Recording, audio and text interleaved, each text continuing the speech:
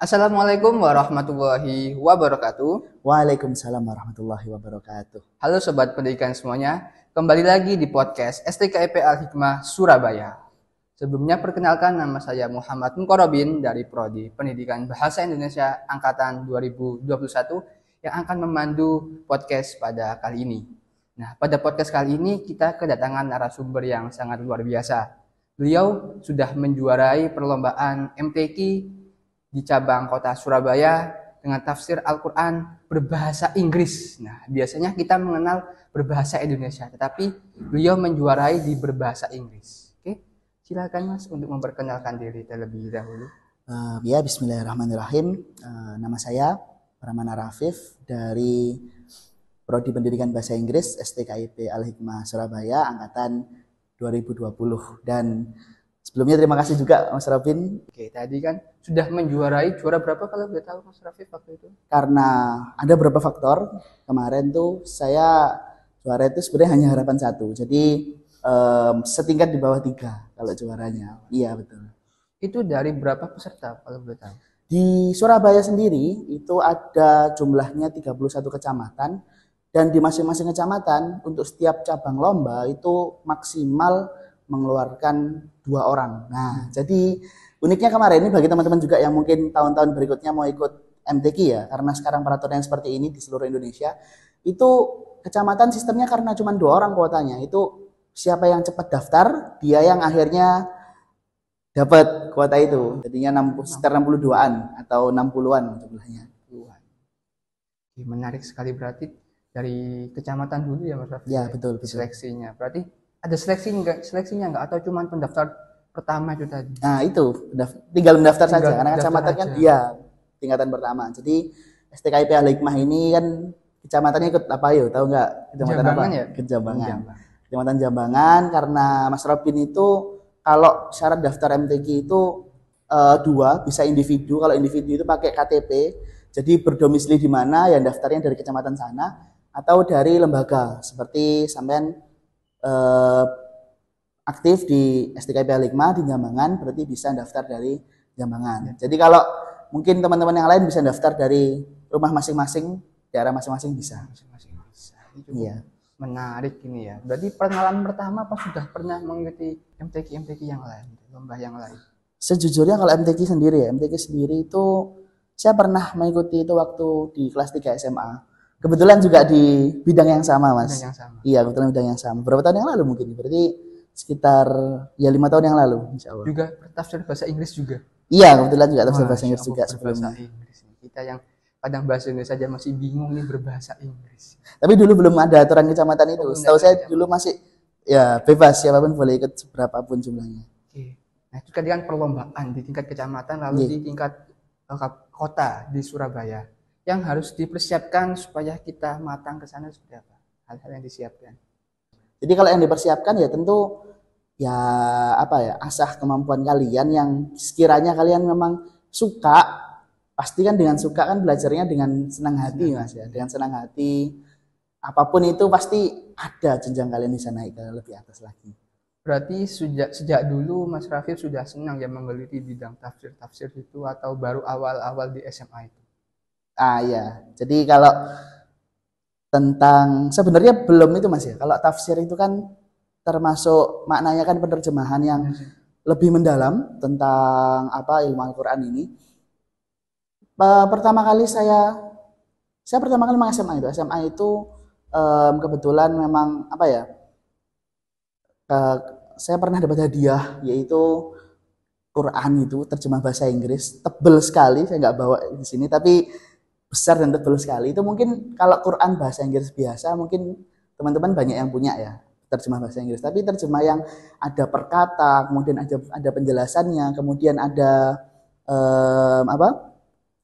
beberapa pendapat dari mufasir ini itu mungkin agak jarang dan memang nggak dijual secara umum. Saya pernah dapat itu, kemudian kan tertarik itu untuk lebih banyak baca. Dan saya juga dari dulu kebetulan suka bahasa, baik itu Arabic atau English, makanya sekarang juga masuk jurusan bahasa Inggris. Suka bahasa, jadi asik sekali gitu. Gimana kita kalau misalkan belajar bahasa Arab dari gramatikanya, ada yang namanya nahwu shorof, ada balaghah, kemudian Dan ya beberapa ilmu gramatika seperti bahasa Inggris juga itu seru menurut saya. Jadi teman-teman yang mungkin suka juga ya pasti juga lebih suka untuk mendalami itu tadi. Mungkin pelan-pelan dari terjemah Quran, baca terjemahnya, pelan-pelan masuk ke tafsirnya, dan ya akhirnya lebih dalam lagi gitu Mas Arvin. Berarti diawali dari minat dan hobi kita sendiri seperti apa baru kita geluti gitu ya Mas, kurang lebih. Iya betul sekali, betul sekali. Itu kan di tingkat kecamatan 2 orang, lalu naikkan lagi di tingkat kota Surabaya. Itu ada nggak sih kesulitannya waktu lomba di tingkat Surabaya itu? Ada tantangannya nggak yang menarik gitu supaya yang mau mendaftar di tahun depan itu tantangannya seperti ini bisa dipersiapkan jauh-jauh hari. Nah, itu sekilas sedikit-sedikit apa? Iya betul. Mungkin kalau cabang seperti tafsir itu mungkin belum banyak yang tahu juga ya. Mungkin dari ini sharing buat teman-teman juga biar lebih tahu, atau mungkin tahun depan dia mau ikut juga. Kalau dari tantangan kesulitan sendiri, ya memang itu tafsir itu lomba yang bukan hanya terjemahan saja teman-teman. Jadi juga sebagai syaratnya itu ternyata ada tahfidnya juga. Nah ini apa ya? Mungkin saya kemarin terlambat Mas untuk untuk mengetahui informasi lebih lanjutnya bahwa ternyata kalau kepengen tafsir bahasa Inggris itu harus ada hafalan minimal 15 juz memang. Begitu. Tantangannya harus hafal tadi 15 juz tadi. Iya betul. Jadi mode kalau bilang tentang teknis lomba ya, memang singkatnya adalah kita dapat pertanyaan sambung ayat tiga pertanyaan. Yang mana itu 3 itu meliputi dari juz 1 sampai juz 15, terserah jurinya ya ngasih yang mana. Kemudian baru ditanya ayatnya untuk ditafsirkan. Itu yang gambaran besarnya seperti itu sih kalau model lombanya. Gambaran besar seperti itu. Nah, kalau kita mengikuti kegiatan kan yang dibutuhkan kan pengalamannya untuk kedepannya itu ya Mas Rafif. Nah, pengalaman unik yang Mas Rafif dapatkan saat mengikuti lomba, mulai dari mendaftar di kecamatan, setelah itu lomba di kota Surabaya dengan kesulitan tadi kan harus hafal 15 juz tadi, itu seperti apa Mas? Iya, ini sambil belajar juga teman-teman, karena memang jujur saya kalau untuk sampai pada 15 itu saya belum sangat hafal sekali, juga karena kebetulan saya tinggal di Mahat ini, mungkin pengalaman menghafalnya baru 5 atau 6 juz memang. Nah, kemudian tapi saya sudah mendaftar. Nah, itu kan ya jangan mundur lah. Pasti mundur itu paling jangan banget. Gimana tetap dicoba aja, pengalaman itu juga pasti sangat berarti sekali. Karena itu sudah beda peraturannya sama waktu zaman saya SMA, sehingga baru itu bagi saya.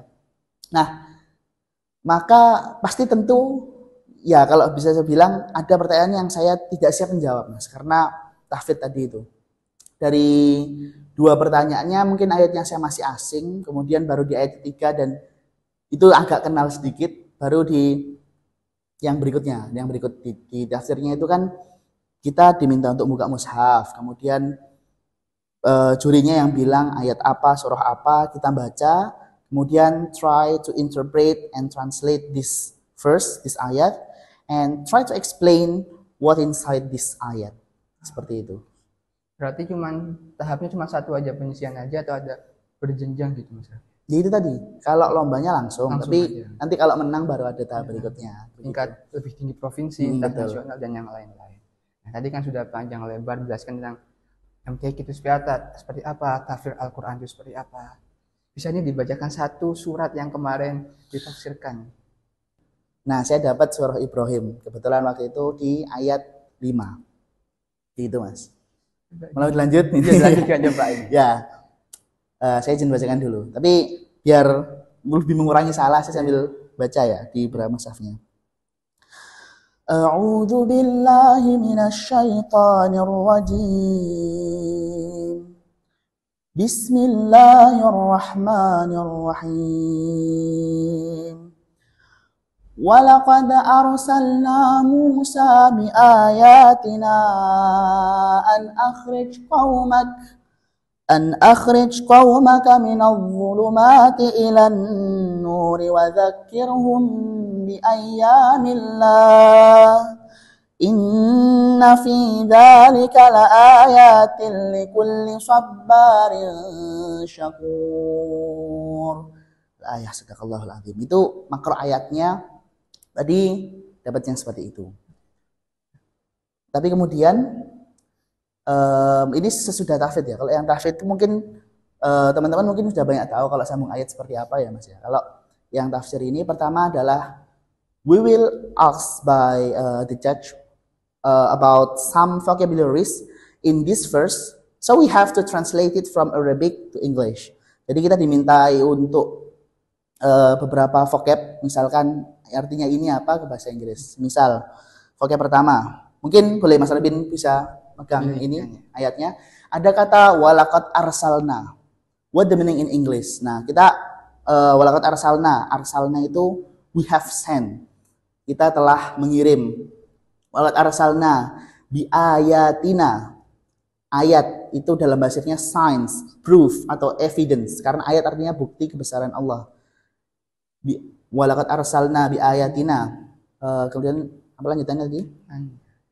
An akhrij qaumak, to bring out your people. Ini masih vocabnya lagi. Kemudian minadh dhulumati ilan nur, from the darknesses to the lightness or to the light. Dan seterusnya dan seterusnya.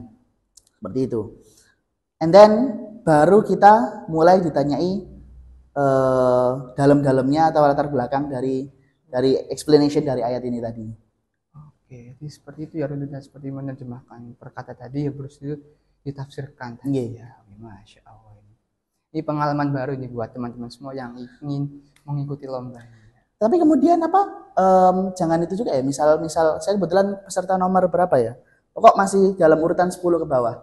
Tapi kan kita lihat peserta yang lain seperti sebelumnya dapat ayat apa. Sehingga waktu kita menjelaskan, itu kita bisa recalling ke beberapa ayat yang sebelumnya.